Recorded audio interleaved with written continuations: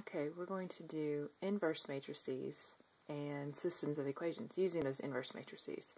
First, you need to know identity matrices. So you have an identity matrix for a 2 by 2 and an identity matrix for a 3 by 3. When you have these, say you were going to multiply by the identity 2 by 2 matrix, it's like multiplying by 1 for real numbers. And the same for the 3 by 3. Using these is when you are determining if you've got two inverses. So let's say we're checking x and y. Are they inverses? What we do is multiply them. The product should be the identity matrix. So if we multiply out x being this first matrix and y being the second matrix, we go through the process of multiplication. So you need to know your multiplying pattern. And we see our work step here, and yes, it does come out to 1, 0, 0, 1, our 2 by 2 identity matrix. So yeah, x and y are inverses of one another.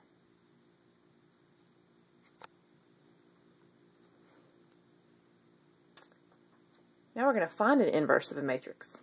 For A, this is the definition, being the matrix A, B, C, D, A inverse. So this A to the negative 1, that means A inverse. We do 1 over the determinant, that's 1 over det, times the matrix D, negative B, negative C, A.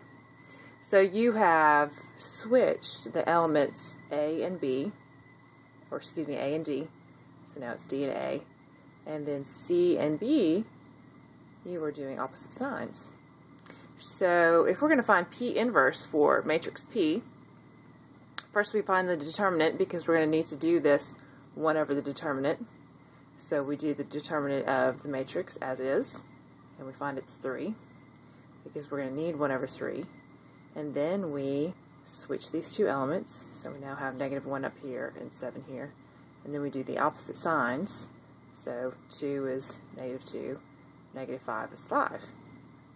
And then we can multiply through by the 1 over 3. And here's our inverse of P.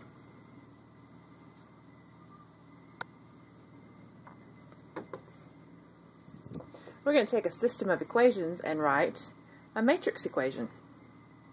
So for the system x plus 2y equals 9 and 3x minus 6y equals 3, we can write a matrix equation. So we have the coefficient matrix. We have a matrix that represents the variables that we have in our system, and then of course we have our constants, or you say sometimes solutions or answers. Their real name is constants.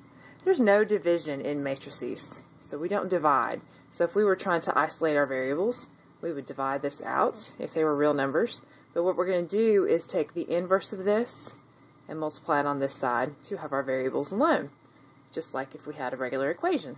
So that's what we see down here. So now our variable matrix is alone. We have our inverse because you should see I have 1 over the determinant of this matrix, and I have this rearranged matrix, so you see 1 and negative 6 have switched, and you have the opposite of 3 and the opposite of 2. So we would go through the process of doing that matrix multiplication and multiplying through by 1 over 12. Some of it is erased. So anyway, so you see the multiplication step. So we're going to save this 1 over the determinant because that fraction makes stuff messy. So we've got our work step for the multiplication, and it comes out here, and which is really nice because we get multiples of 12. So we have negative 60 and negative 24. Multiply through by 1 over negative 12. We get 5 over 2. So, a little note to you, be sure to place the inverse matrix in front of the constants. By checking the dimensions, you will see that this is the only way for it to be possible. So if I bring this back, what I'm saying is, when you are solving this matrix equation, and you are bringing the inverse of this over to the other side with the constants to get the variable matrix alone, you're going to put this inverse in front of your constants. This would be a 2 by 2, this is a 2 by 1. It would be impossible to have this reversed. So just remember that note.